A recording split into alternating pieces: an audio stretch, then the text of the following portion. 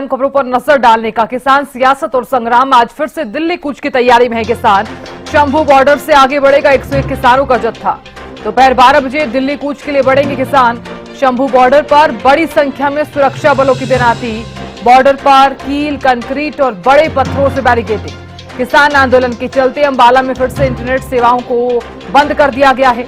इधर कई गांवों में 17 दिसंबर तक सेवाएं बंद रहेंगी। किसानों के समर्थन में कांग्रेस के नेता बजरंग पूनिया का ये कहना है कि वन नेशन वन इलेक्शन के साथ वन नेशन वन एमएसपी भी हो। इसी के साथ ही उन्होंने किसानों के साथ भेदभाव का आरोप भी लगाया है।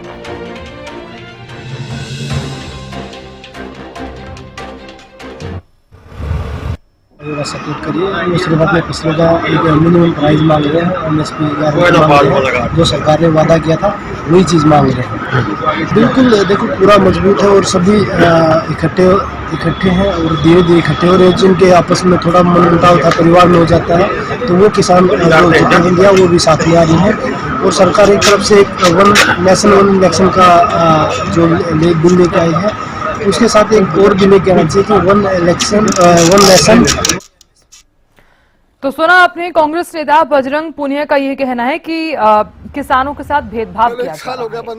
सरकार किसानों के साथ भेदभाव कर रही है और इसी के साथ ही बजरंग पूनिया का यह भी कहना है कि वन नेशन वन इलेक्शन के साथ वन नेशन वन एमएसपी भी हो। तो देखिए किसान आंदोलन लगातार जारी है। करीब 11 महीने होने को हैं, लेकिन फिर भी तमाम किसान डटे हुए हैं, अड़े हुए हैं।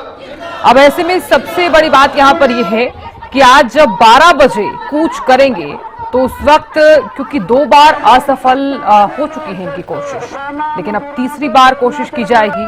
तो क्या दिल्ली कूच के लिए तमाम जितने भी किसान हैं वो आगे बढ़ते हुए नजर आ सकते हैं या फिर नहीं, ये भी देखने वाली बात होगी।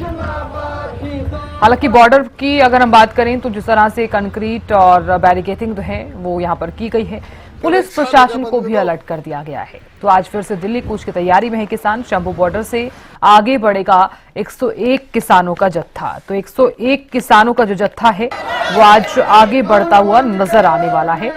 अब ऐसे में सबसे बड़ा सवाल कि सरकार की तरफ से क्या कुछ तैयारी है, प्रशासन की तरफ से क्या कुछ तैयारी है। इधर दिल्ली कूच की तैयारी में किसान हैं तो दूसरी तरफ आपने देखा होगा कि अंबाला के कई गांवों में 17 दिसंबर तक इंटरनेट सेवाओं को बंद कर दिया गया है।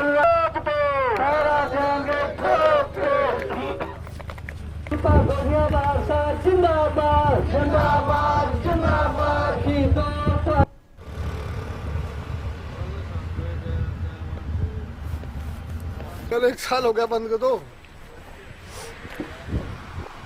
तो इधर दूसरी तरफ आपने देखा होगा कि कांग्रेस के जो नेता हैं बजरंग पूनिया, उनकी तरफ से भी एक बयान सामने आया है। हालांकि हमने वो बयान सुनाया भी है। वन नेशन वन इलेक्शन के साथ वन नेशन वन एमएसपी भी हो, ये जो बात है वो कांग्रेस नेता बजरंग पूनिया की तरफ से कही गई है।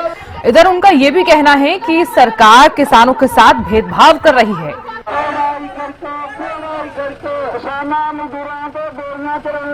तो आज फिर से दिल्ली कूच की तैयारी में है किसान। और चूंकि देखिए शंभू बॉर्डर से आज 101 किसानों का जत्था आगे बढ़ने वाला है। दोपहर 12 बजे दिल्ली कूच के लिए किसान बढ़ते हुए नजर आएंगे। तो देखिए किसानों ने एक बार फिर से दिल्ली कूच का ऐलान कर दिया है। 2 बार असफल कोशिश रही किसानों की, लेकिन अब तीसरी बार दिल्ली कूच करने की तैयारी है। देखिए ऐसे में सबसे बड़ा सवाल ये है कि प्रशासन एक तरफ से तो पूरी तरह से अलर्ट है, लेकिन अब जो दिल्ली कूच की तरफ तैयारी है वो यहां पर की जा रही है। और चलिए इस खबर पर रिएक्शन भी ले लेते हैं और बातचीत भी कर लेते हैं। कांग्रेस के प्रवक्ता जुड़ गए हैं, बजरंग दास जी जुड़ गए हैं। बजरंग दास जी, देखा आपने सुना होगा कांग्रेस नेता बजरंग पूनिया को, आप ये कह रहे हैं कि किसानों के साथ भेदभाव किया जा रहा है। आप भी जानते हैं कि 2 बार कोशिश की गई तमाम किसानों की तरफ से, असफल रही वो कोशिश, लेकिन आज दिल्ली कूच की तैयारी में है किसान। किस नजरिए से आप देख रहे हैं बजरंग जी? देखिए मैडम जी, मेरी तो सरकार से अपील है, सरकार को बातचीत के माध्यम से समस्या का समाधान करना चाहिए।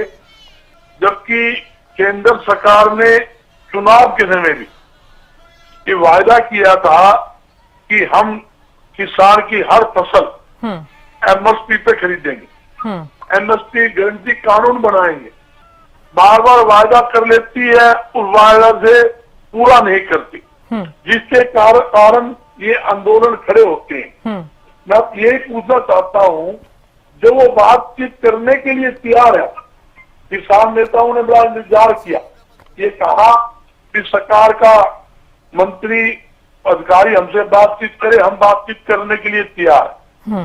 और एक बार पुलिस प्रशासन के माध्यम से उनको न्योता भी दिया गया। आपको ध्यान होगा, निकम प्रथम चरण में जो दिल्ली कूच की बात हुई थी, उस टाइम भी उन्होंने जब कुछ कर रहे थे तो पुलिस अधिकारियों ने कहा भी ऊपर से हमारी बात हुई है केंद्र के नेताओं से और कल आपकी मीटिंग हो जाएगी, आप एक आधा के लिए रुकिए। उन्होंने वही आंदोलन रोक दिया गया, जबकि जो आंदोलनकारी जो किसान थे उनको ऊपर आपने देखा रबड़ की गोलियां बरसाई, आंसू गैस के गोले दाबे, लाठी चार्ज तक वहां की गई। और यहां तक कि उनके किसानों को गलत शब्द भी बोला गया। भारतीय जनता पार्टी के नेताओं के माध्यम से बयानबाजी भी की गई। एक हिसार का अपना हरियाणा का भी एक नेता है जो भारतीय जनता पार्टी का जो राज्यसभा सांसद, उसने भी गलत बयान दिया है कि किसानों के लिए। मैं ये कहना चाहता हूँ, किसान हमारा देश का अन्नदाता है और अनेकों आज भी काफी समय से किसान आंदोलन कर रहा है।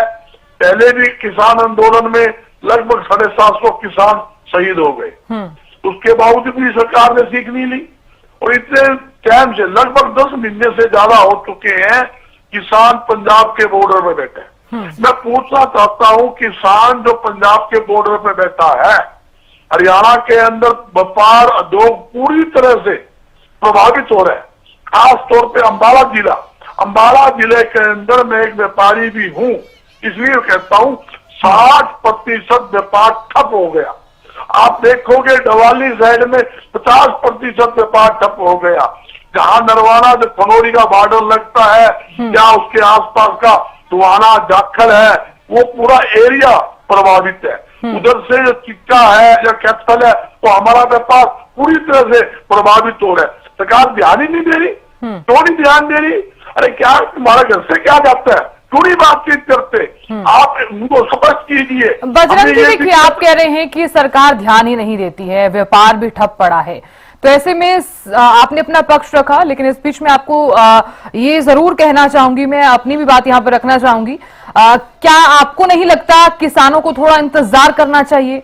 अगर वो चाह रहे हैं कि सरकार उनसे बातचीत करे तो शांतिपूर्वक तरीके से, अगर वो जहां 11 महीने शंभू बॉर्डर पर बैठे हुए हैं, तो थोड़ा सा समय और थोड़ा सा इंतजार अगर वो कर लेते कि सरकार उनसे बातचीत कर ले।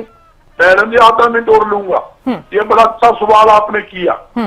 इंतजार की कोई सीमा होती होगी? बातचीत किसने करनी है? समस्या का समाधान किसने करना है? केंद्र सरकार ने करना है।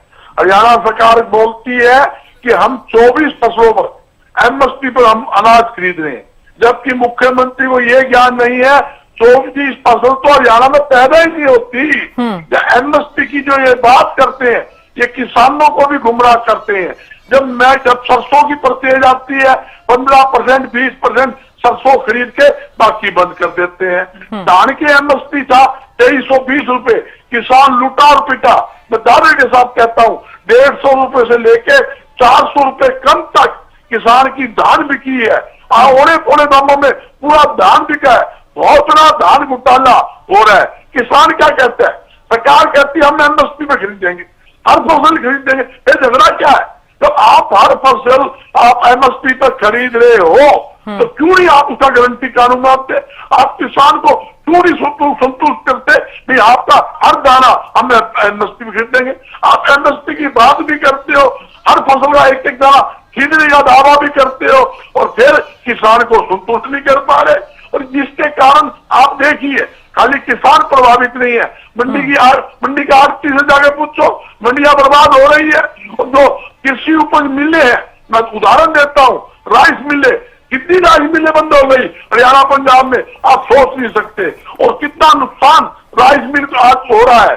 फ्लोर मिल है, दाल मिल है, गवार की फैक्ट्रियां जो हमारे हरियाणा के अंदर 138 गवार की फैक्ट्री होती थी, आज सिर्फ 7 फैक्ट्रियां रह गई। 138 में 131, मैं आंकड़ा दे रहा हूं आपको।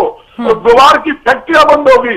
गवार का जो पाउडर हमारा विदेशों के अंदर जाता था, नाम होता था, 33,000 रुपए काउंटल हरियाणा के अंदर गवार बिका है। और आपको ध्यान होगा, कांग्रेस के राज में नारा था, हुड्डा तेरे राज में गिरी गई जहाज के अंदर। आज किसान की गिरी सड़कों पर रुल रही है। आप देखिए आपके सामने।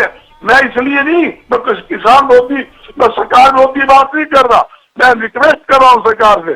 सरकार की जुआरी बनती है। कोई भी आंदोलन है, किसान आंदोलन है, मजदूर आंदोलन है, व्यापारी का आंदोलन है, दलित का आंदोलन है, बैकवर्ड का आंदोलन है, जिसका भी आंदोलन हो या कोई उनकी समस्या है, उनके नेताओं को बुलाकर उनसे बातचीत करके उनको संतुष्ट करना चाहिए। हो सकता है कोई कानूनी अड़चन है, कोई दिक्कत है, आप समझाइए उनको, भाई ये अड़चन है, हम आपकी फसल एमएसपी पर खरीदेंगे, आपका हर दाना खरीदेंगे, कहीं गड़बड़ होगी हम खिलाफ कार्रवाई करेंगे, सरकारी अधिकारी के खिलाफ कार्रवाई करेंगे, या कोई बेईमानी करेगा उसके खिलाफ कार्रवाई करेंगे।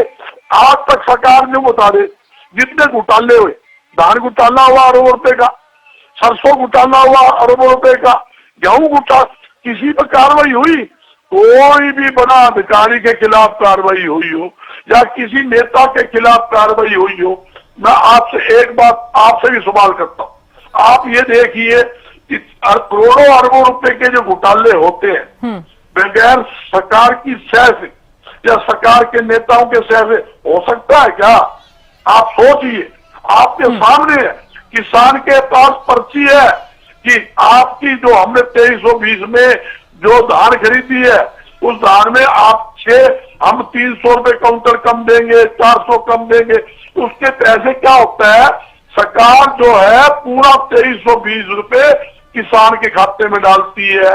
उससे 400 रुपए, 300 रुपए, 200 रुपए काउंटर उसे किसान को नकद वापसी देने पड़ते हैं। इससे बड़ा घोटाला। पर्ची उनके पास रही, सरकारी आंकड़े इनके पास रहे, परसेंट के आंकड़े इनके पास रहे।